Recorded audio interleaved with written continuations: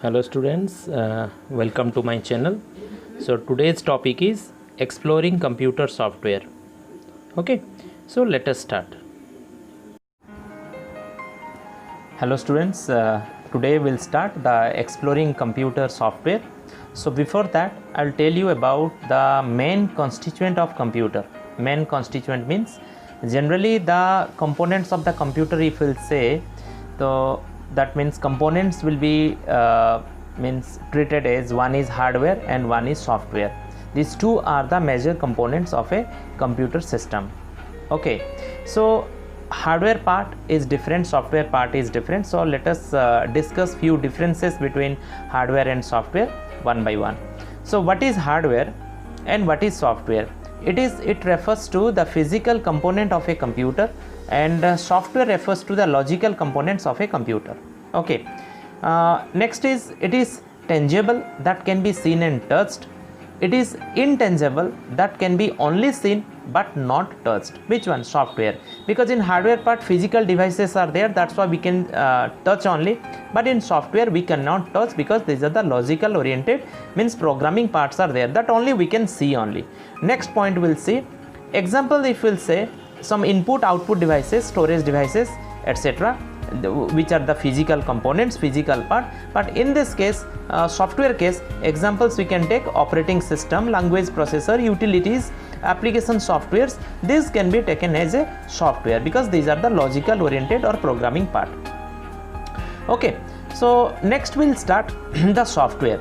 Generally it refers to a set of programs that manage the control the operation of the computer system. Okay, software already I have told you, it is a set of programs, means it is they are the instructions, so which helps to control all the operations of the computer system. Okay, so generally we'll see the different type of softwares we'll discuss now, that they are categories also.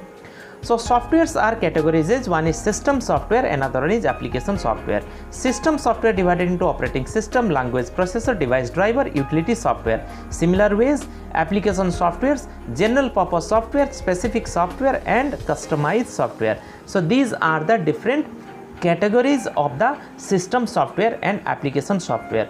So now we'll discuss one by one. First we'll go for the system software.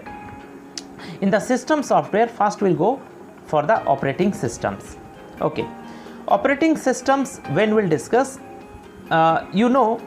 these are, we can say, it is the main controller of the computer systems. Okay, it controls and manages the hardware, is known as the operating system. It controls both hardware and software. In other words, we can say that operating system enables user to conveniently handle the computer and make the best use of the hardware. And a user simply gives a command to operating system, that is, he or she specifies what should be done.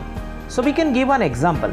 That suppose you visit a restaurant and place an order for dinner. In this situation, so these activities we can follow. What are the activities are there? That suppose your order will be taken by the waiter, your order will be processed by cook, your order will be served by the waiter, your bill will be generated by the cashier. But these all things can be done by the different people. But hotel manager or the restaurant manager is responsible to do all the work. In the similar way, in the operating system also, the operating system handles all the functions of the, or all the controls power of the computer system. That's how we can say the software that controls and manages the hardware is known as operating system. Okay, next we'll discuss about the language processor. The program is a sequence. What is the language processor? First we'll discuss the system program that performs the type of conversions, that is HLL program to LLL program, so that it can be easily understood by the computer, is known as language processor. What is HLL? High level language. What is LLL? Low level language. High level language means which one we are writing, the users are typing the program in our own language. These are known as the high level language, or we can say that is the source code. But low level language, the language which can be understood by the computer, is known as the LLL language. What is LLL? Low level language. High level language means which one we are writing, the users are typing the program in our own language. These are known as the high level language, or we can say that is the source code. But low level language, the language which can be understood by the computer only, that is known as the low level language. So language processor, these are what they are doing, they are converting, okay, they are converting the high level language to low level language, so that machine can understand those things, machine can understand the language, machine can understand the instructions and can perform accordingly. So if we'll say the language processor, it can be divided into different categories. One is assembler, compiler, and one is interpreter.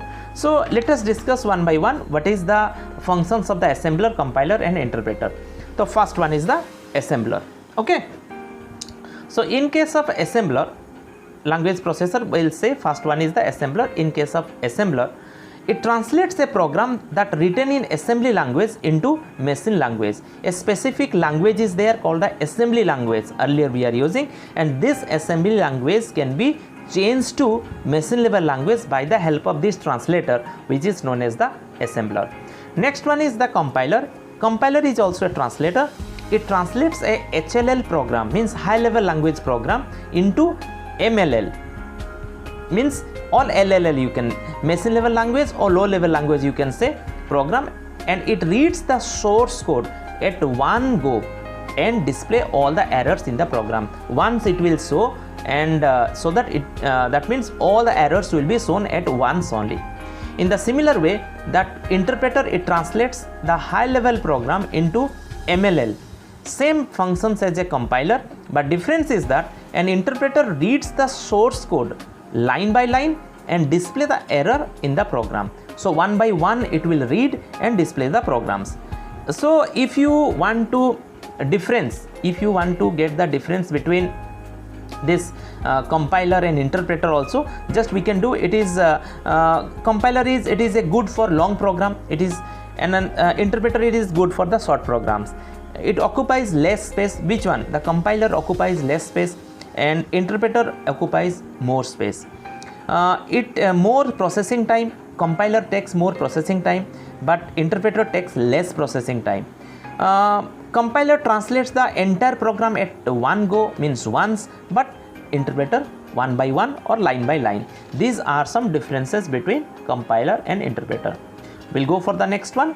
Next one we'll see about the device drivers. Okay, device driver means what? These are a number of peripheral devices. We know a number of peripheral devices like printers, other devices are there, okay, modem, etc., keyboard. These are attached with computer. So the operating system gives commands to manage and control the devices attached to computer. These commands are implemented and executed by the device with the help of the software, which is known as the device driver. So it is a main use of the device driver is that it helps to attach the peripheral devices, so that operating system can understand the functions, they can identify the devices, device drivers. Okay, so next we'll go for the utility software. Different types of utility softwares are there. Okay, different types of utility softwares are there. It helps computer to perform various functions such as analyzing, configuring data, optimizing, maintaining resources. It is also known as the service tool or service program. Just like in our some toolbox are there in our vehicle or in car or somewhere else. That means it helps to, it is called the utility. Just here we are saying utility software, that is called utility tools. That means it helps to it helps in many cases. By the help of these tools we can do some extra thing. Okay, we can do some extra thing. So let us we'll start now. Okay, so next we'll start that utility softwares. We'll discuss one by one. The first utility, different types of utility softwares are different types of utility softwares we'll discuss one by one. The first one is text editor. Let us discuss what is text editor. The text editor utility software that assists you to create editable text files. Any text files are there, okay, that can be edited. It means we can write in any language, we can edit, we can correct it, okay, and we can store it. So text editors is an example. We can say that is means we can take any software just to edit the text, and it helps to append, delete and find replace the text. Okay, next we'll see the backup utility. The backup utility software helps to, that is, secure our data.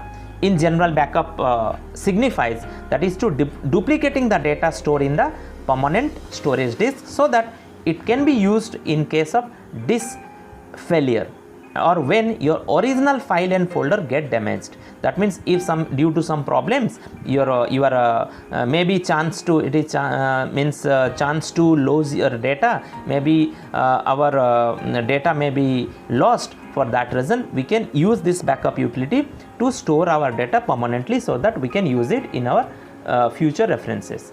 Next is, that is, compression utility. This compression utility facilitates compressions of the files.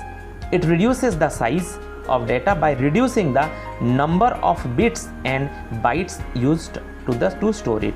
So compression utility, it helps to compress, okay, our long file. Suppose one file contains the size of the file is much more, so we can compress it by the help of this utilities. So many are there. WinZip is one example of the utility, this compression utility. So come to the next one. Next one is, that is, disk defragmenter. Disk defragmenters utility, this program that tries to minimize the fragmentations of the data.